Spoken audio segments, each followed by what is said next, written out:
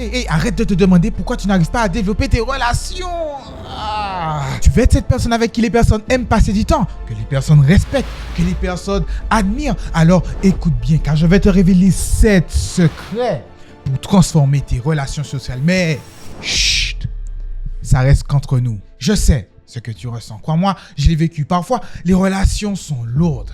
Les discussions sont gênantes. Mais ces 7 techniques m'ont permis de créer des relations durables, authentiques et enrichissantes. Et je te préviens, reste bien jusqu'à la fin car je vais te partager un bonus.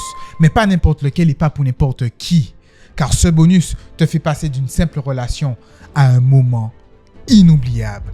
Alors, abonne-toi si ça t'intéresse et c'est le moment de briller. Et on commence tout de suite par le secret numéro 1. La clé pour ouvrir toutes les portes, c'est ayez le sourire. On oublie souvent que la première impression est importante. Que ce soit la première, la deuxième, la 10e, la 100e fois que tu vois une personne. Combien de fois tu es passé devant une personne et elle t'a semblé un peu froid. Tu te sens un peu gêné, un peu désorienté et hors de ce que tu espérais de la relation. C'est tout simplement peut-être parce qu'il n'y a pas eu un sourire. Un sourire bienveillant, un sourire chaleureux, un sourire ensoleillant qui dit long sur la personne et la suite de la relation. Oui, la solution à ce moment gênant de relation en premier abord, c'est tout simplement un sourire. Parce que ce simple geste du visage est un signal de bienveillance sur le futur de la relation. Et tu n'imagines même pas les bénéfices qui sont associés à ça. Déjà, ça donne un signal psychologique pour dire à l'autre, je suis prêt à t'écouter, je suis prêt à créer quelque chose de sympathique avec toi. Et par conséquent, ça débloque tout de suite l'atmosphère et tu places d'un environnement un peu stressant, angoissant, à quelque chose de chaleureux et ensoleillé. Et c'est ce que je fais actuellement. Dans mon travail, je souris tout le temps. Et même au-delà de mon travail, dehors, à l'extérieur, je souris tout le temps. Et même, c'est ce que les personnes disent de moi, c'est même que je suis ensoleillant, tellement je souris tout le temps. Et vous savez pas quel bénéfice ça me fait à moi-même de sourire parce que ça me donne, m'auto-fait un signal positif que je suis prêt à passer une bonne journée, je suis prêt à avoir de bonnes relations et avoir de bonnes interactions avec tous ceux que je croise et tous ceux que je croiserai dans la journée. Et il n'y a pas plus beau que quand je souris, il y a comme un effet miroir et que la personne en face me sourit également. Et ça fait comme un jeu de ping-pong. Je te souris, tu me souris, je te souris, tu me souris. Et c'est juste incroyable comme expérience. Et même j'y réfléchissais, est-ce que ce qu'on appelle le charme ne serait pas juste un petit sourire qu'on aurait lâché? Telle est la question. Dites-moi ce que vous en pensez en commentaire. Alors numéro 1, n'hésite pas à sourire dès que tu croises quelqu'un. Numéro 2, habitue-toi à sourire naturellement. Et numéro 3, prends l'habitude de sourire même aux moments stressants. Tu n'imagines même pas les bénéfices que ça pourrait t'apporter. Un sourire n'est pas juste un geste, c'est une invitation à créer une relation durable. Comme une clé. Viens et on va discuter. Et maintenant, le secret numéro 2, qui est un peu contre-intuitif mais qui est important. C'est un secret qui permet de faire briller les autres. C'est faire ressentir son importance aux autres. Faites ressentir l'importance aux autres. Combien de fois ça t'est déjà arrivé que tu as l'impression qu'en parlant avec quelqu'un, ce que tu lui dis passe que dans une seule oreille, qu'elle ne fait même pas attention aux mots que tu emploies, à ce que tu dis, et bien évidemment qu'elle ne voit parfois aucune valeur à ce que tu lui dis et ce que tu lui racontes. Bref, en gros, tu as peu d'importance sur elle ou ce que tu dis a peu de valeur pour elle. C'est très, très frustrant, n'est-ce pas? Eh bien, c'est exactement ce que peut ressentir quelqu'un si tu ne lui accordes pas de l'importance et de l'importance notamment à la relation et à ce qu'il dit. C'est un peu se mettre à la place de l'autre. Tu fais un changement de regard. Et pourtant, je te le dis, sentir que l'autre nous valorise est l'une des choses importantes pour une bonne relation. Et la solution est simple pour faire ressentir à l'autre son importance. Ce n'est pas le flatter, exagérer, non. Loin de là, on n'est pas Molière. Mais par contre, c'est lui révéler sincèrement ses qualités au bon moment. Il faut lui montrer que ce qu'il dit a de la valeur et que sa personne est importante. Et les bénéfices sont énormes parce que quand tu bases une relation sur l'importance de la personne, donc la valorisation de la personne, c'est ce qui crée la confiance dans la relation. La personne se dit, il reconnaît mes compétences, il reconnaît mes qualités et j'apprécie ça énormément. Je peux faire une relation, je peux développer une relation avec cette personne. De mon expérience, c'est quelque chose que je m'amuse à faire souvent.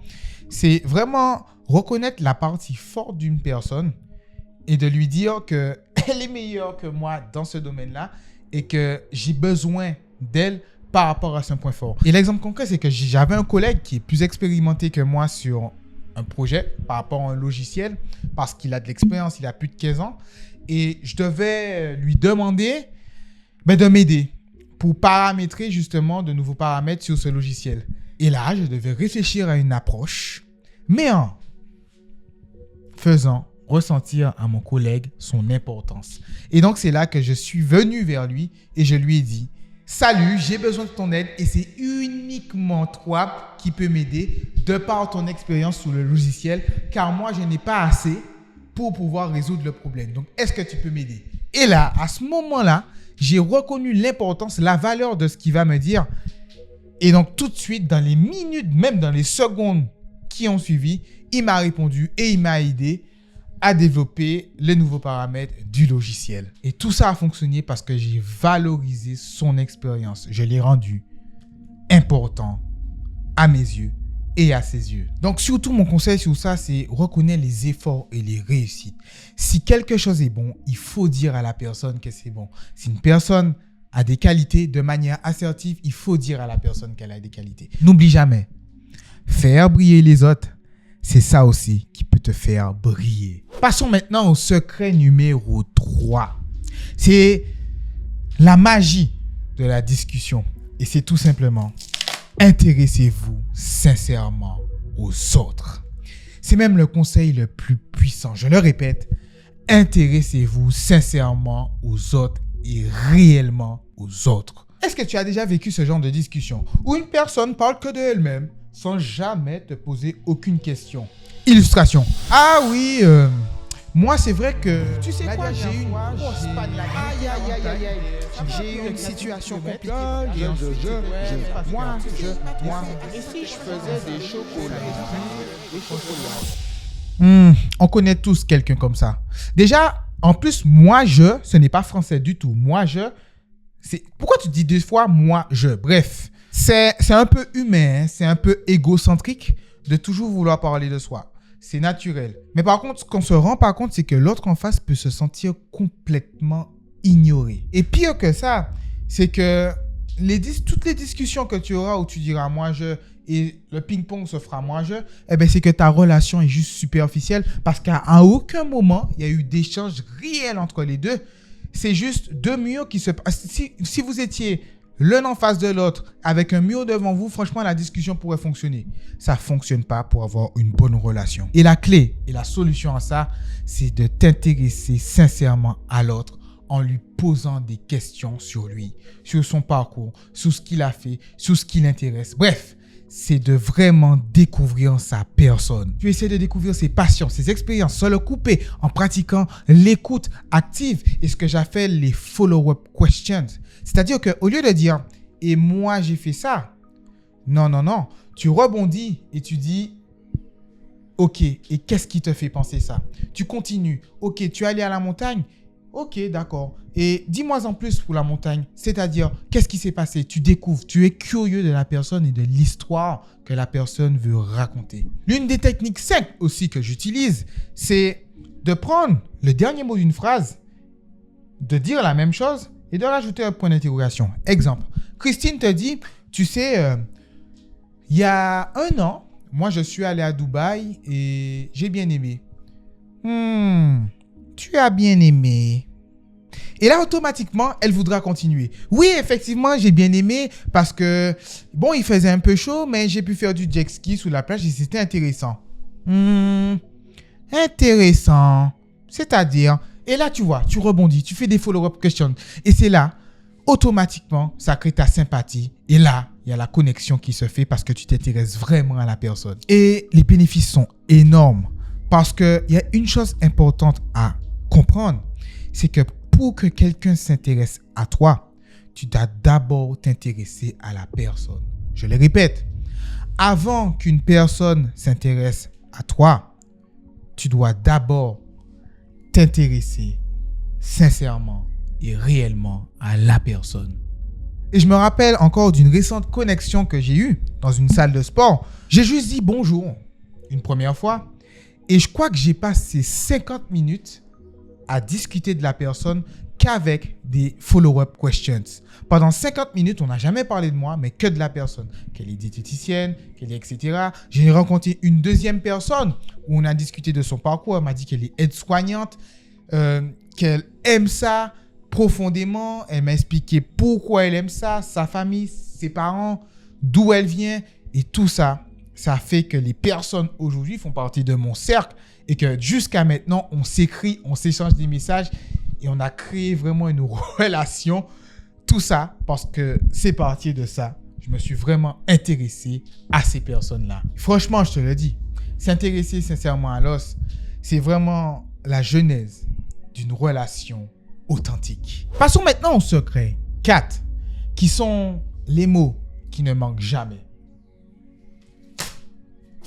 C'est complimenter réellement. Combien de fois, par exemple dans la vie de couple ou dans la vie professionnelle, quelqu'un te dit quelque chose, mais tu sens que ce n'est pas sincère, ce n'est pas franc. Combien de fois quelqu'un te fait un compliment, par exemple sur ton travail, et automatiquement, derrière, tu as envie de dire quelque chose de bien sur la personne. Mais non, ça ne fonctionne pas comme ça. Pourquoi? Parce que la différence entre l'important, c'est ici complimenter réellement. Pourquoi le réellement? Parce que certes, ok, en disant quelque chose à une personne, personne se trouve importante. Mais si c'est trop souvent, si c'est trop récurrent, la personne sentira de l'hypocrisie. Avec l'hypocrisie, tu ne peux pas avoir une bonne relation. Et la solution ici est vraiment d'être le plus spécifique possible. Au lieu de dire, c'est très bien ce que tu as fait dans ce projet. Non, il vaut mieux être encore plus spécifique et plus précis.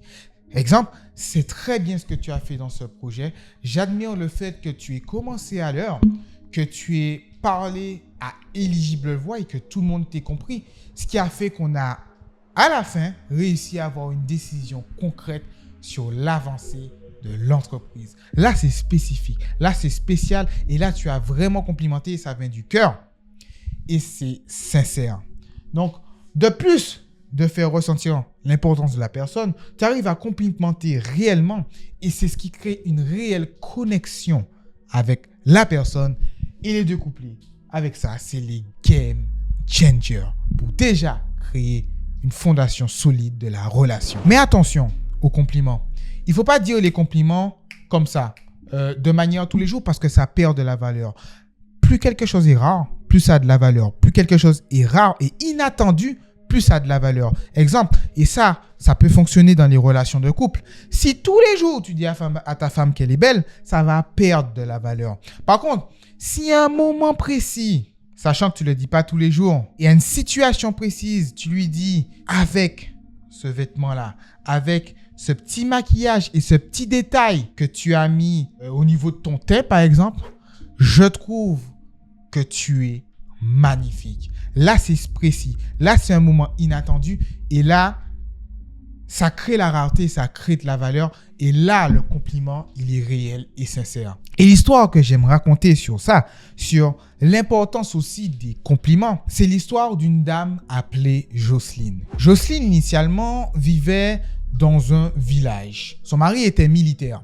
Tous les jours, il rentrait un peu fatigué et les soirs, donc la femme lui faisait à manger. Jusqu'au jour où, dans son bol, lorsque le mari arriva d'un lourd entraînement militaire, il trouva des roches dans son assiette sur la table. Alors, frustré et un peu désemparé, il demanda à Jocelyne, mais comment ça se fait que dans mon assiette, il y ait de la roche? Et la femme, Jocelyne, a répondu, comment voulais-tu que je te serve encore de la bonne soupe si tu me dis pas que ce n'était pas des roches? Autrement dit, ça voudrait dire que comment voulais-tu qu'elle continue à faire de la bonne soupe le soir si le mari ne disait jamais à sa femme de continuer parce que sa soupe était excellente? C'est là qu'on comprend la morale et la force du compliment qu'il faut complimenter pour garder une relation, une bonne relation. En l'occurrence, là, c'est une relation de couple. Et même pour que les gens continuent à faire des choses potentiellement pour nous. Donc, numéro 1, sois précis dans tes compliments. Numéro 2, fais-le le plus rapidement possible. Plus le compliment est proche de l'action, mieux c'est. Et numéro 3, le plus important, sois sincère. Ne dis pas juste un mot pour faire plaisir. Ne dis pas « Ah oui, parce que tu m'as dit que je suis beau, je te dis, eh bien toi aussi. » Non, ça, c'est pas sincère. Sincère, c'est ça, être capable de dire que quelqu'un est beau sans pour autant attendre au retour que la personne te réponde la même chose. Mais c'est aussi être capable de recevoir un compliment sans pour autant le retourner tout de suite, mais le retourner au meilleur moment possible. Parce que reconnaître les autres, c'est aussi une façon de leur montrer qu'ils comptent pour nous. Le secret numéro 5 est l'art de préserver une harmonie. Et c'est respecter les opinions de l'autre. Et surtout, ne pas rentrer dans la controverse. En psychologie, quand quelqu'un se sent menacé, il se braque tout de suite. Même si il a dit une énorme connerie et que tu lui dis qu'il a tort, le simple fait que tu lui as dit qu'il a tort fait que la personne se butera sur son idée et restera braquée parce qu'il se sentira menacé. On appelle ça en psychologie la réactance. C'est une réaction instinctive qui pousse les gens à rejeter une suggestion quand ils se sentent menacés ou quand ils sentent une liberté de penser menacée. Et le problème, c'est que plus tu insistes dans ça, plus tu débloques ce mécanisme et plus tu l'aggraves au cours du temps. Et la clé ici, et la solution, c'est plutôt que de rentrer dans la confrontation, de dire non, tu as tort ou non quelque chose, il faut plutôt accepter que l'autre peut avoir son opinion, déjà une chose, et le faire réfléchir lui-même sur sa propre opinion sans pour autant lui donner des leçons. Et ça passe par des questions. Tu vas le questionner pour essayer de changer sa perspective. Pour exemple concret, quand quelqu'un te dit quelque chose et que tu n'es pas forcément d'accord, au lieu de lui dire non, tu as tort ou non, je ne suis pas d'accord, c'est pas ce qu'il faut faire. Tu lui dis, ok, je vois, qu'est-ce qui te fait penser ça? Je pense que être riche, c'est pas bon. D'accord, intéressant. Qu'est-ce qui te fait penser ça? Pourquoi tu penses ça? C'est intéressant ce que tu dis. Est-ce que ça veut dire qu'il faut être automatiquement pauvre? Vous voyez, c'est en posant des questions, là, on ouvre une discussion et là, on peut ouvrir un débat plus ouvert sans pour entrer dans la controverse. Et à ce moment-là, on commence à créer une relation et une discussion enrichissante. Quand tu respectes l'opinion de l'autre, tu désamorces quelque chose qui fait que la discussion sera constructive. Et aussi, tu montres que tu es ouvert d'esprit. Et ça, c'est une chose qui renforce énormément la confiance de la relation. Je sais que personnellement, j'ai un petit challenge que je fais actuellement où je me force à avaler mes noms. C'est un peu bizarre, mais oui, j'avale mes noms. C'est-à-dire qu'à chaque fois que quelqu'un me dit quelque chose et que je ne suis pas trop d'accord ou que je sais que ce n'est pas ça, au lieu de dire non, je paraphrase, je dis autre chose. Par exemple, j'ai une collègue sur un Kanban qui un jour m'a dit « Oui, il faut déplacer cette cartonnette par là. » Je savais pertinemment que c'était faux. C'est pas ce qu'il fallait faire. Mais au lieu de dire « Non, c'est pas ce qu'il faut faire », je lui ai dit « Regarde, je pense plus que c'est ça vers ça qu'il faut faire. Parce que si on fait ça vers ça, ça va pas fonctionner. Essaye. Qu'en penses-tu » Et on a essayé, effectivement, ça n'a pas fonctionné. Et c'est ma méthode qui a fonctionné. Et c'est là qu'elle m'a dit « Ah oui, effectivement, merci Gianni de me l'avoir dit. » Je ne suis pas rentré dans la controverse. Je n'ai pas dit non. Je n'ai pas blessé la personne. Parce que n'oublie pas, dire non à une personne, dire que tu as tort, c'est blesser l'amour-propre d'une personne. Et il n'y a pas pire de blesser l'amour-propre d'une personne pour détruire une relation. Je le répète, ce qui peut détruire une relation, c'est blesser l'amour-propre d'une personne. Et ça peut passer par dire à une personne qu'elle a tort, par dire à une personne qu'elle est conne. Solution, il ne faut pas faire ça. Il ne faut pas rentrer dans la controverse. Il ne faut pas blesser l'amour-propre d'une personne. Donc, 1, reformule au lieu de contredire. Et ça passe par des questions. 2, fais preuve d'ouverture. Accepte que l'autre peut avoir une opinion différente que toi. Et troisième solution, propose des alternatives subtilement. Un peu comme moi, j'ai fait avec ma collègue et le Kanban. Parce que convaincre, ce n'est pas imposer, mais c'est laisser l'autre se sentir libre d'accepter. Le secret numéro 6, c'est le petit détail qui change tout. C'est rappelez-vous des détails importants. Imagine-toi, tu racontes une super anecdote à quelqu'un. Un road trip que tu as fait, quelque chose d'incroyable. Et le lendemain, la personne, elle a tout oublié, elle se rappelle de rien. Et en fait, tu sors cette phrase-là, peut-être que tu as déjà sorti. Ah oui, mais il me semble que je t'avais déjà dit ça. Ah ah. On l'a tous déjà vécu et c'est extrêmement frustrant. Eh bien, c'est exactement ce que personne peut ressentir si toi aussi, tu ne retiens rien de ce qu'elle a dit. Alors ça, c'est un peu particulier, c'est un peu de la mémoire, ouais. Parce que la solution à ça, c'est se rappeler de détails, mais de détails clés. Il faut se souvenir de ce que l'autre t'a partagé, des passions, des moments clés, des moments où elle a ressenti une certaine émotion, de la peur, de la joie, de la crainte.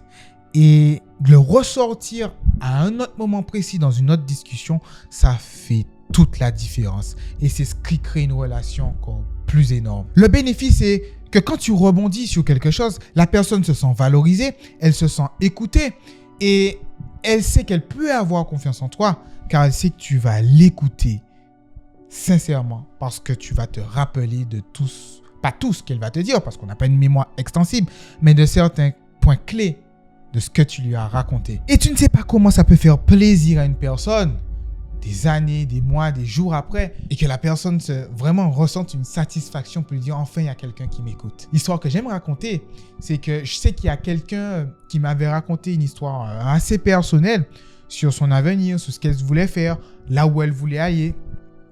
Elle m'avait dit qu'elle voulait entamer un certain projet dans une pharmacie et 4 mois après, je ne l'avais pas vu, 4 mois après, je me suis souvenu de ça et je lui ai demandé en fait, et ton projet dans pharmacie, qu'est-ce qu'il en est? Et là, elle était presque choquée. Elle m'a dit, waouh, mais comment tu te rappelles de ça? Je me rappelle même moi, elle se rappelait même pas qu'elle m'avait dit ça, elle était surprise. Et ce qui a fait qu'elle était encore plus engagée après dans la discussion. Et ça a renforcé notre relation et jusqu'à maintenant, on s'écrit encore pour toujours parler de ça. Ce qui montre que c'est très important de se rappeler des détails et ça fait encore plus plaisir aux personnes pour renforcer la relation. Et même, ça peut aider pour une vie de couple. Quand tu te rappelles de choses que ton partenaire te dit et que tu rebondis, tu reviens après ou que tu reviens même plusieurs mois après, tu ne sais pas combien tu gagnes des points, tu ne sais pas combien ça fait plaisir. Donc, petit tips, note les choses marquantes. Si tu veux, moi, je sais que je note parfois les moments marquants avec certaines personnes. Redis, répète. Moi, c'est ce que je fais. Quand quelqu'un me dit quelque chose, je reformule pour que mon cerveau y retienne et il mémorise ce que la personne me dit. Et troisième chose, fais le lien. Dès que tu recroises la personne, demande-lui toujours. Et en fait, ton match, comment il s'est passé? Et en fait, ton projet, ça a donné quoi? Rebondis. Et tu ne sais pas comment tu vas passer du mec un peu froid à quelqu'un d'hyper sympathique, d'hyper chaleureux. Parce que n'oublie pas, les petits détails créent les grandes connexions. Passons maintenant au secret 7. C'est ta force cachée. Mais tu ne le sais pas, mais tu vas le savoir bientôt.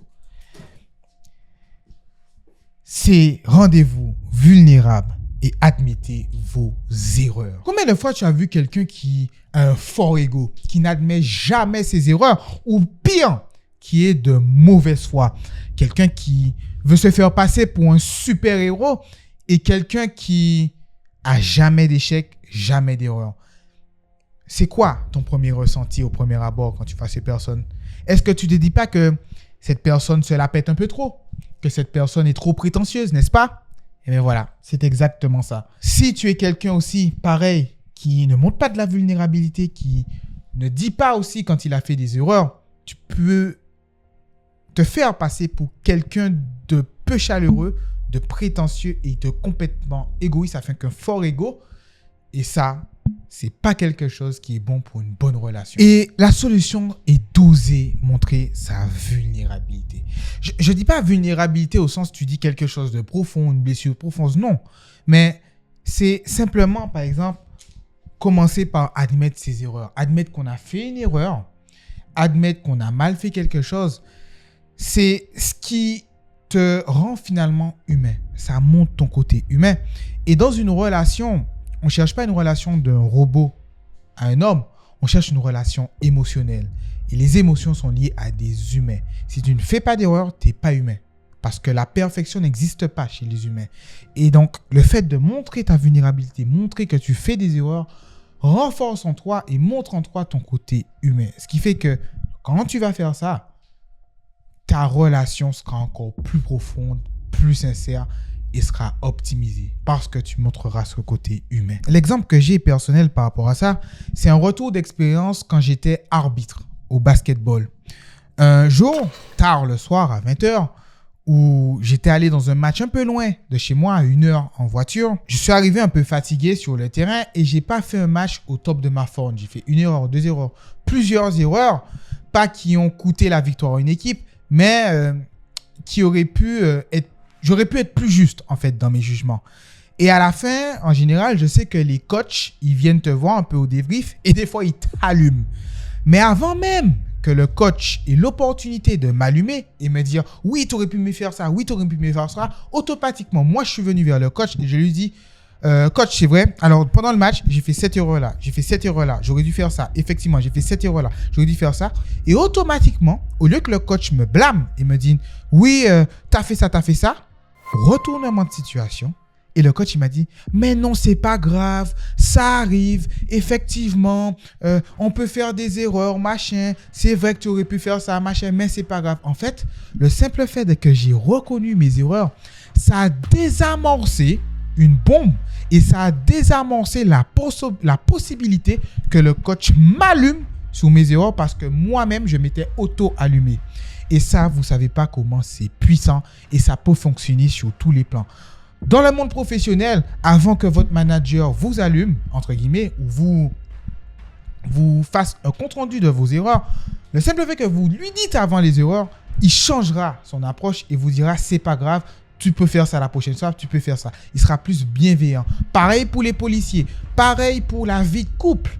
Avant que votre conjoint vous dise, tu as fait une erreur, le simple fait de dire que tu as fait une erreur, te montrer vulnérable, oui, j'ai fait ça, j'ai peiné, ça change complètement la donne.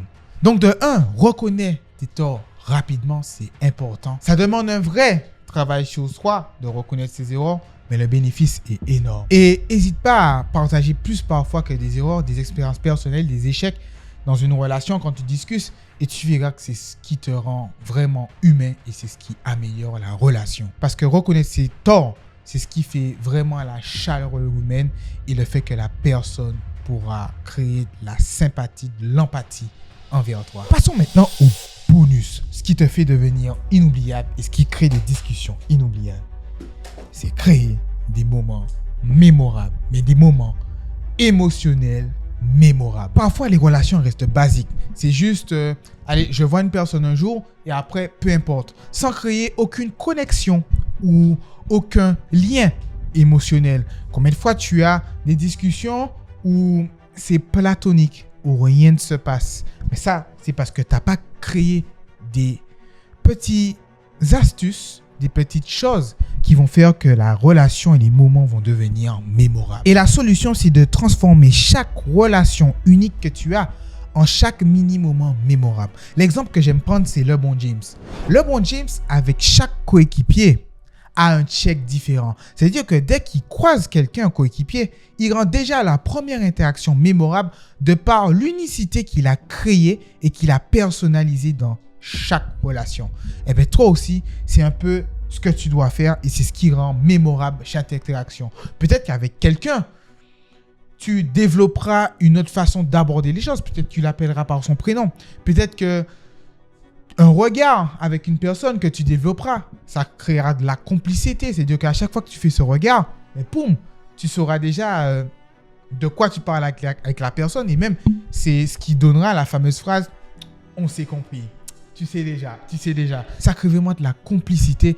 Et là, c'est vraiment le high level de la relation. C'est quand tu passes d'une relation sincère à une relation sincère de complicité. Et ça aussi, ça passe par trouver des intérêts communs, trouver des projets communs, quelque chose qui vous fait résonner tous les deux. L'exemple que j'ai, c'est un employé dans la cantine de travail où je suis Un jour, je suis venu avec un maillot de l'Olympique Lyonnais et lui aussi, il était un Lyonnais. Et tout de suite, il y a une connexion qui s'est créée.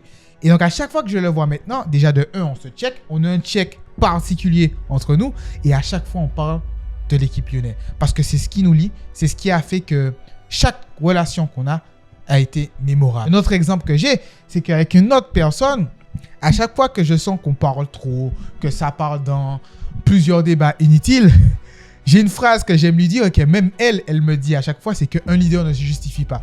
Et à chaque fois qu'on dit ça, c'est un truc entre nous. Ça fait qu'on rigole et en fait, ça crée des moments mémorables et ça renforce notre relation à nous deux. Donc de 1, personnalise les interactions. C'est important. Chaque interaction est unique. De 2, cherche un intérêt commun. Quelque chose qui résonne entre vous deux. Et de 3, attouche une touche spéciale. Ça peut être un regard, un check, quelque chose unique à vous deux qui crée vraiment des moments mémorable entre vous. Parce que c'est dans la singularité de chaque relation que naissent les connexions profondes. Donc voilà, tu connais maintenant les 7 techniques pour approfondir et pour avoir et créer des relations sincères. C'est des choses pour lesquelles si tu appliques, n'importe qui te trouvera énormément sympathique et admirable et tu verras que tu passeras de la personne un peu froide à une personne extrêmement accueillante, ensoleillante et chaleureuse. Alors, n'hésite pas à me dire en commentaire qu'est-ce que tu vas appliquer, qu'est-ce qui t'a le plus marqué parmi ces secrets, qu'est-ce que tu faisais déjà. N'hésite pas à t'abonner. On se retrouve pour une prochaine vidéo de ce type. N'hésite pas à me dire qu'est-ce que tu veux et n'oublie pas, c'est le moment de briller.